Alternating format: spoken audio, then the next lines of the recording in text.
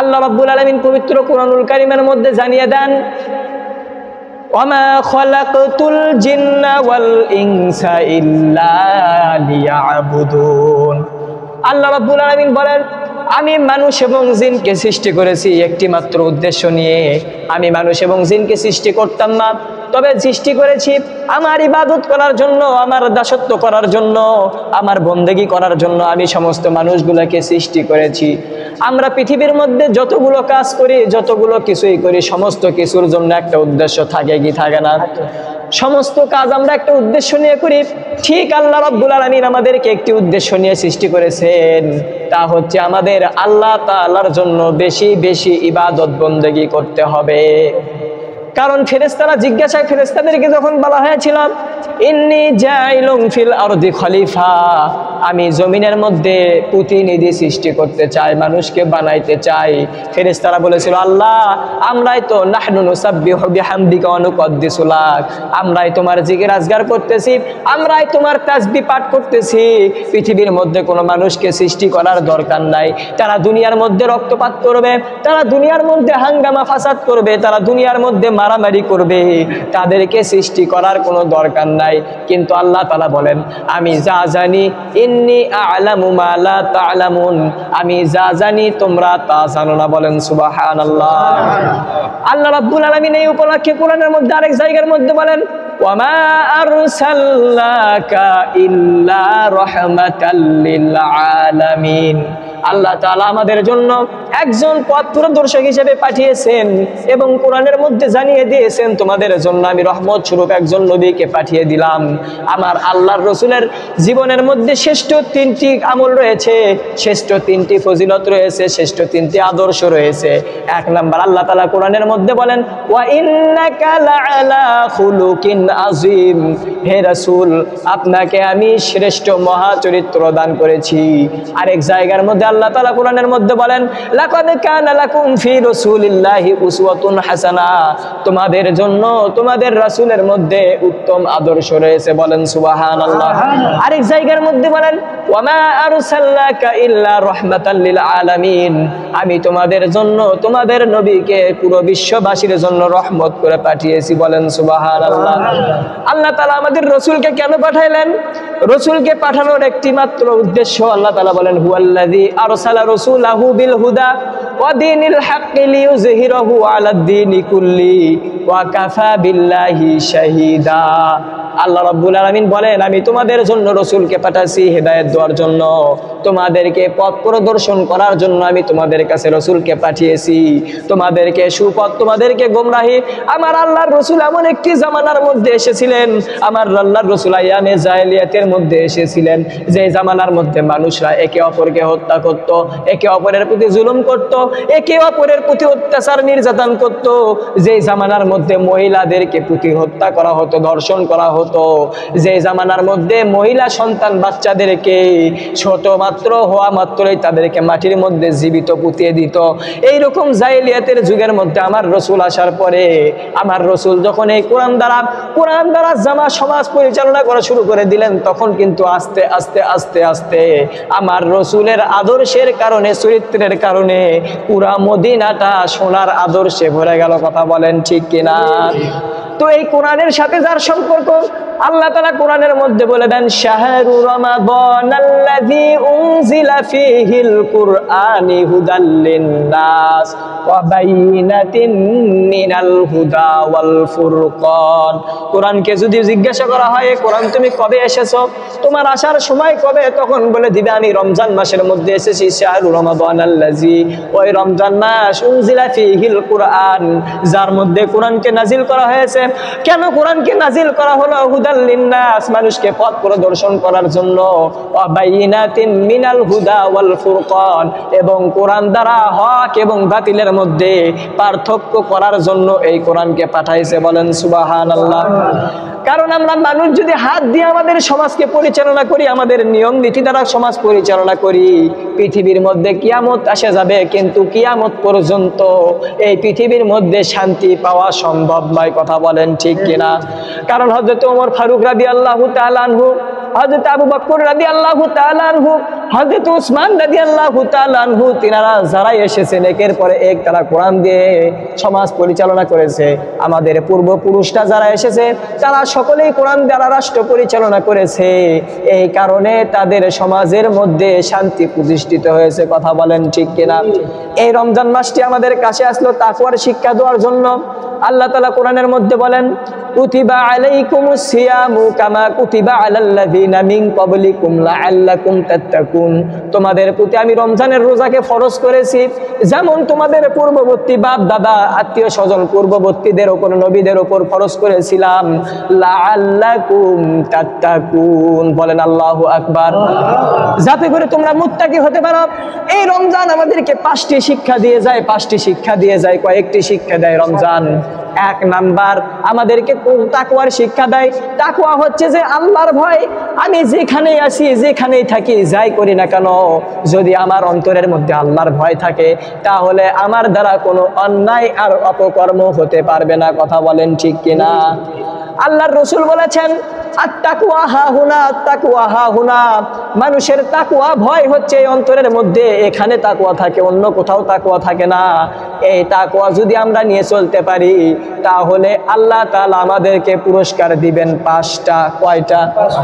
আল্লাহ রাব্বুল আলামিন মুত্তাকিদেরকে 5টি পুরস্কার দিবেন।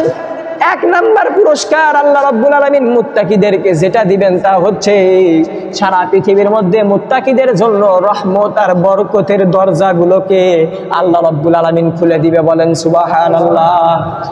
2 নাম্বার আল্লাহ রাব্বুল আলামিন বলেন, যারা মুত্তাকি হবে, যারা তাকওয়া নিয়ে চলবে, তাদেরকে আমি 2য় নাম্বার যে পুরস্কারটা দিব, তাদের জীবনের সমস্ত গুনাহ খাতাগুলোকে আমি মাফ করে দিব। বলেন সুবহানাল্লাহ।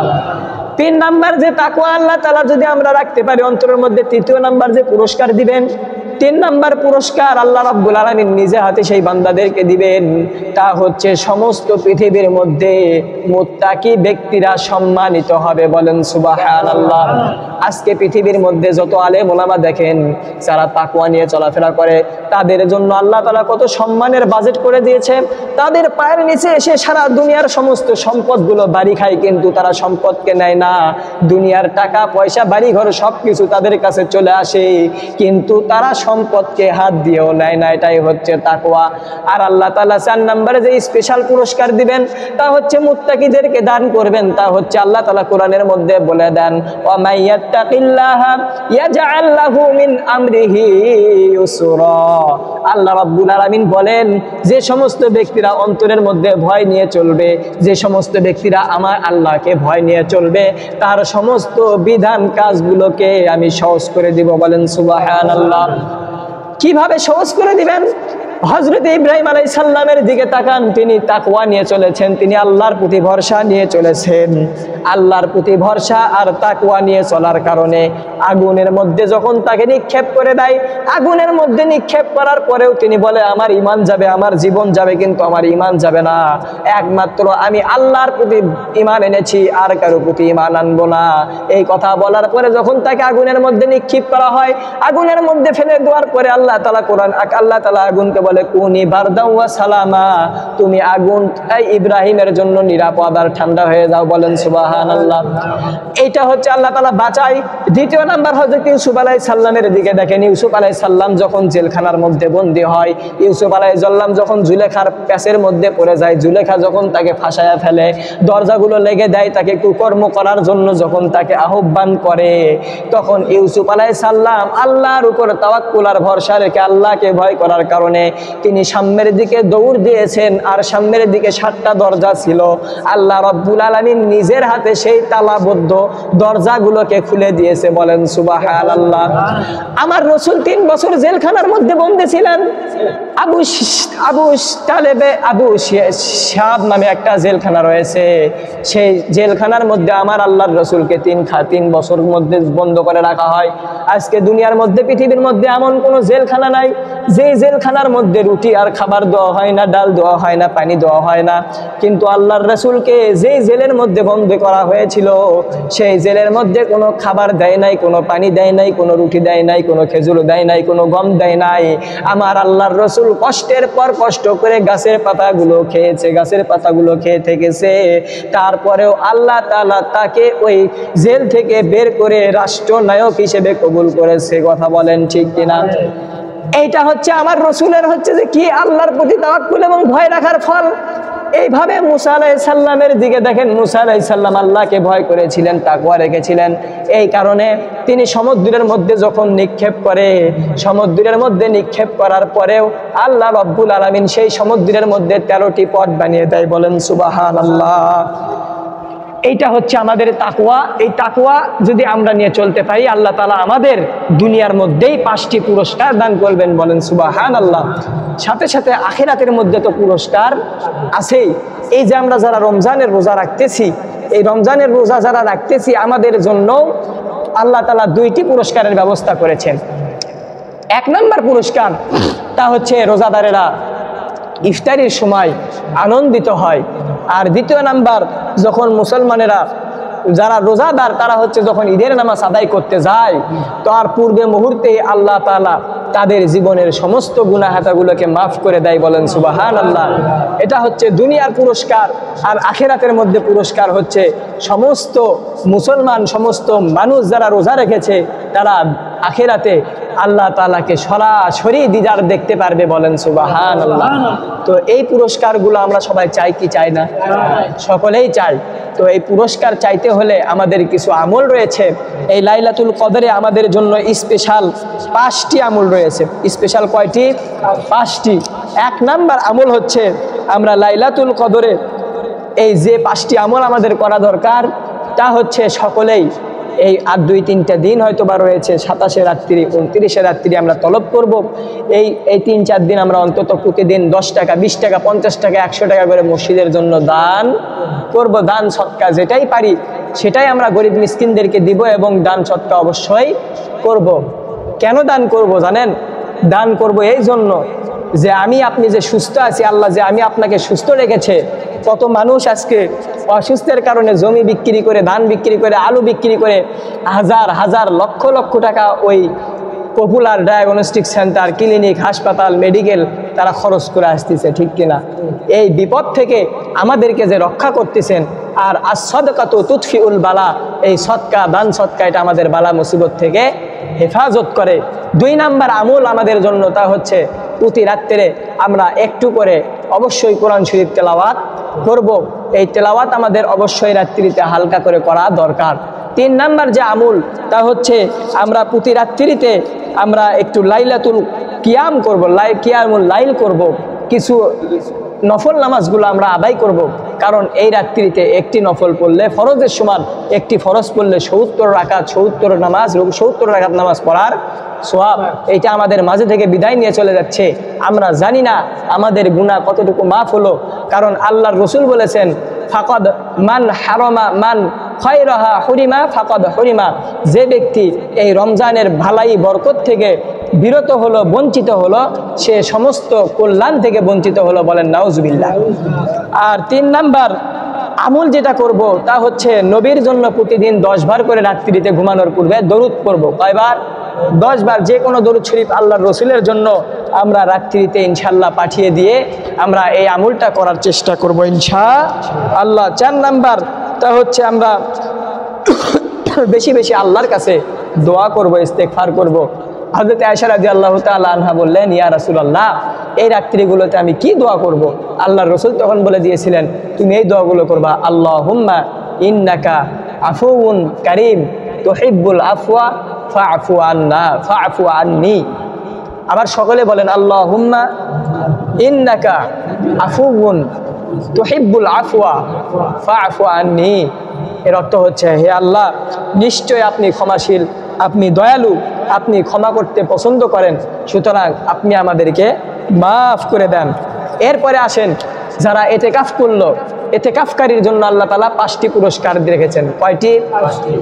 আল্লাহ রাব্বুল আলামিন এতেকাফকারীর জন্য 5টি পুরস্কার দিবেন।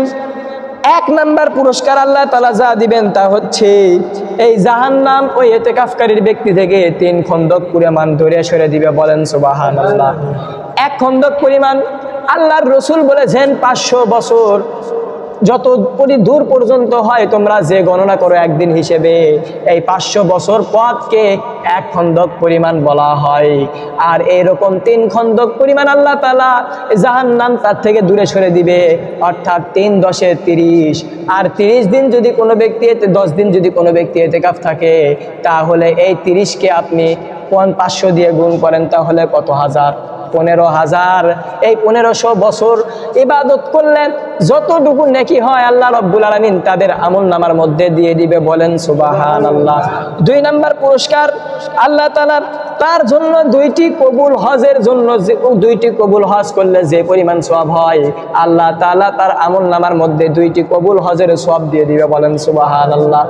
2 নম্বরে বলা হয়েছে ইতিকাফকারীর জন্য 2টি কবুল হজ এবং 2টি কবুল উমরা হজের সওয়াব আল্লাহ তাআলা দিয়ে দিবেন।